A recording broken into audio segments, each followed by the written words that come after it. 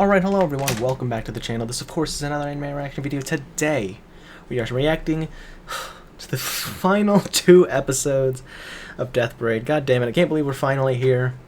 It's kind of bizarre, you know what I mean? It's kind of weird to think about that we're actually finally here done with it, because so far in this channel lifetime we finished, what? 1, 2, 3, technically 4 anime if you include the Haikyuu OVA. Finished Scissor 7 Season 3, Record of Ragnarok, and then Haikyuu Season 3, then Haikyuu OVA, and then soon we're going to be finishing Haikyuu Season 4. Fuck's sake, dude. Just feels like, where does the time go? And I think that feeling of like, man, we haven't been watching the show for very long yet, it's already finished. It comes from the fact that this is only 12 episodes, so I don't know. It just feels differently from, Record of Ragnarok, which was also 12 episodes, but we finished that in three reactions.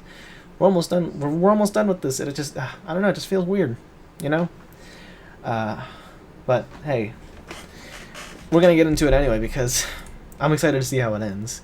So, if you're new here, make sure you hit that like button if you're excited and you enjoyed watching these Death Parade reactions, and subscribe, hit the notification bell so you don't miss a single upload in the future in case there's something else you want to see on this channel, or is going to be on this channel in the future that you might want to see.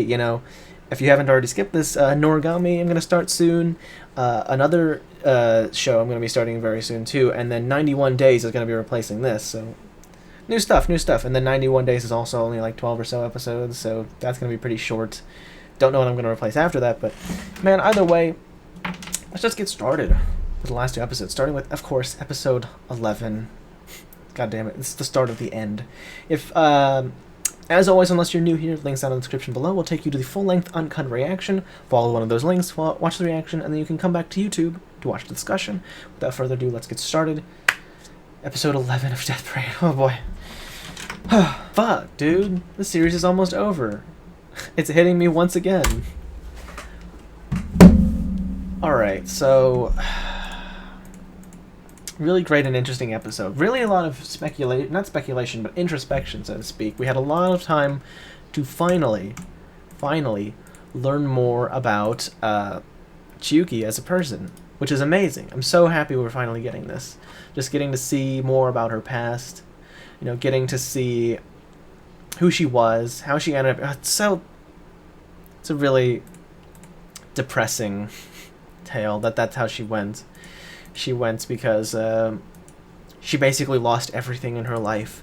And I think the ongoing theme between the two, short stories in this episode that we're getting, that being with Chiyuki being the main one, and then a side one being with Mayu and Harada. It's a really interesting concept, the idea of meaningless, and what's the point of life, you know what I mean? Because for Chiyuki, the ice skating and the, making parents happy or whatever, that's kind of was her whole meaning in life. And when she lost that, she didn't feel sad, she didn't feel like crying, she wasn't mad or anything like that. She just felt empty inside. And I feel like, and I'm not speaking from experience, I'm not.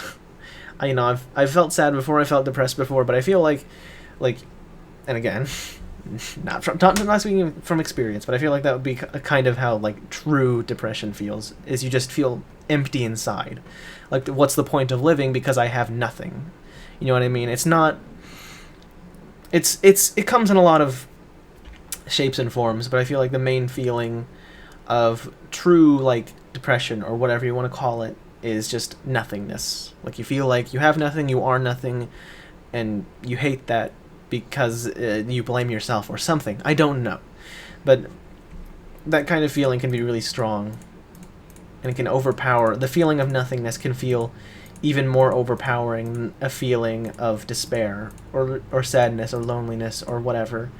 And so the fact that she ended up taking her own life, that's really sad. And I truly, and there's nothing obviously they can do about it anymore. So I just hope that that she can at least see. And then I brought it up earlier, but the complexities. What is better, void or reincarnation? Reincarnation, possibility of a better life, but also possibly a possibility of a just as shitty or even a shittier life than before. Void, it seems like it might be at a better place. It's just nothingness. You just float around infinitely until eventually you just stop thinking because there's nothing to do down there. And maybe that's better than having to potentially suffer. But I feel, and like what Ginty was saying, floating around with negative emotions with the feeling of falling for eternity. I mean, that kind of sounds like a terrible thing. And thinking about like Neon Genesis Evangelion, for example. Do you want to live in an endless void of nothingness because it's easier and you can't get hurt? Or is it better to potentially be hurt if it means that there's a possibility of something good happening in the future to make that hurt worth it, type of thing? So that it makes me really struggle to decide what is okay. But that ending scene with Mayu and Harada's souls going into the void and kind of like merging together while they were falling into the infinite, I don't know, it makes me feel like it might have been, and maybe it shouldn't be, because maybe it should be melancholic and, really vague on purpose to sort of beg the question for a lot of darker themes that are worth thinking about if you like to constantly have existential crisis or whatever.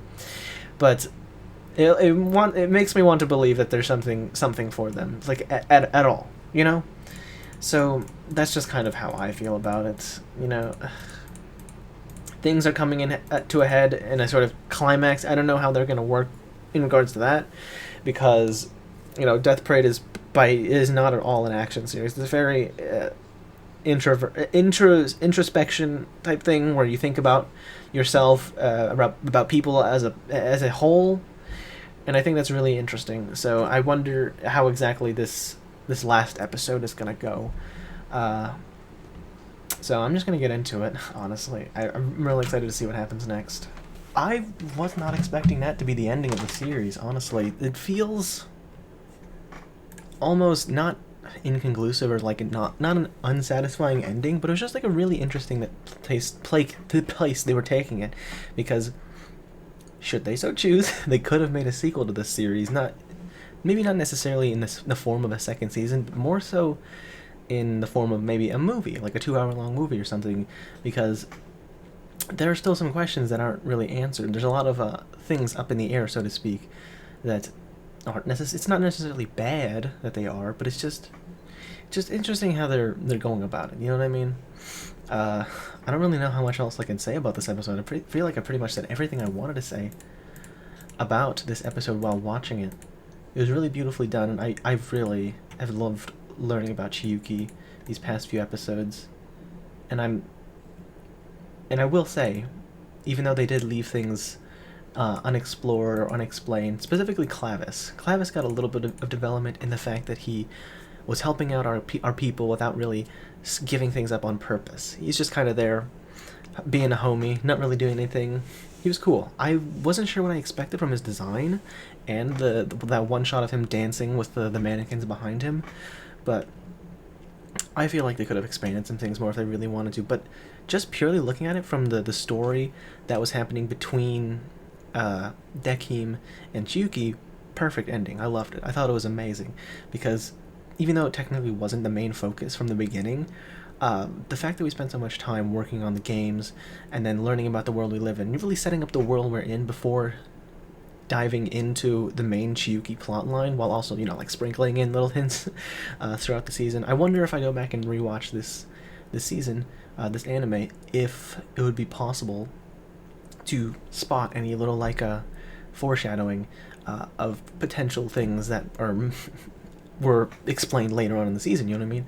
I wonder if that's something I would be able to see. I don't know for sure, but that would be really, really cool. Like if they if you watch Steins Gate, and then after watching the entirety of Steins Gate and you go back to watching the first episode, you're just like, holy shit, how did I not? So that's what those were. It's just really cool to see. So I wonder if there's anything like this. I mean, but yeah. Overall, this is a great anime. I'm so glad that I decided to watch this. Because the reason I wanted to watch this is because I loved the opening. I heard it before, because it's one of those openings that everyone talks about is so amazing, and the song is genuinely amazing. I maybe might have read a few comments saying, it's so misleading, or the most misleading anime opening in history, but I never knew what that meant, and until I watched the first episode.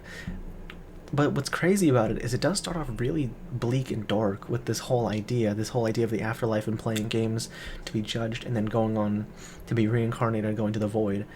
But then it progressed into it being more than just darkness and implementing ideas of that, not all, like, having things be wholesome for a time, and and then exploring people who work there, exploring some cool ideas that are definitely very misleading from what the opening shows. The opening made it seem like it's going to be more like a happy fun times, playing games, with making friends, slice of life type thing. Obviously it's very different from that, but I don't know. It just seemed like towards the end, the opening was a bit more fitting. I don't know if that's an accurate way to describe it, but I don't know how much I would give this series out of 10. Probably bare minimum an 8. That was a really good, really beautiful, really well executed. I loved a lot of the music from the soundtrack. It was so distinct, and I love like the theme of like bar music that they kept up with throughout this season. And I really enjoyed like the mini stories they were able to tell with the people playing these games. They worked so well because in as little as one episode, or even as little as one episode, they got me to care about these characters. It's very wonderfully done, and man, if they really wanted to, obviously they're not going to, because this anime came out in 2015. It came out quite a while ago. They probably won't, but if they wanted to, they could totally do a movie, or like a movie. Like, let's say they wanted to do more of this. They could do a movie that wraps up some of the extra plot points that were sort of left over towards the end, focus more on like conflict between Oculus and Nona, explore more of Ginty as a character, maybe even talk more about God, because Oculus obviously refers to himself as a puppet as well. So seeing his sort of take on that, seeing more about God, maybe not explicitly seeing him, but more just like talking about it more often, you know what I mean? That would be an interesting place for it to go. And then, if they wanted to, they could make an anthology series where they solely focus on telling interesting stories through people who have died and play through this game, because even if it'll always end the same way, where people eventually find out they're already dead. It's just the interesting and then eventually they get judged, and then they go on one of the elevators to be reincarnated or sent to the void. But what's so cool and interesting about the premise of this series in general is not purely the fact that it's death games and we find out eventually how they died. And that's why I think the concept, even though they focus less and less on it, it wasn't the concept that kept me interested in the entire series. It was just the people understanding who they were before they died, watching them understand or come to terms with the fact they're dead, and the different ways they react to it. That was the most interesting part, because looking at episode 1 and episode 3, like episode 1, they reacted to the fact that they're already dead, completely different from how the people in episode 3 did, And in the episode 9 and 10, I believe, or the episodes with the teenager and the detective with the whole murder mystery thing, that was also really interesting. The circumstances of how they got to this point where they were dead at in Quindecim was really interesting. So it has a lot of potential. If they never want to do anything with it, I guess that's fine. But it's there, and I'm sure, or maybe I'm not sure, because I don't know how popular it was as a series, but you know what I mean. So that's pretty much all I had to say about the series. Great series. Gonna be starting 91 days after this. I don't know if anybody's actually still watching at this point, but if you are, that's what's happening. And then I'll probably watch, I don't know what after. I'm thinking Odd Taxi or something, I don't know. But without being said, thank you all very much for watching. If you enjoyed this video, make sure that like button and subscribe and hit the notification bell, because I might react to something you enjoy in the future, and so it'd be kind of a plus to have that subscription around just in case, you know what I mean? But hey, thank you once again for watching.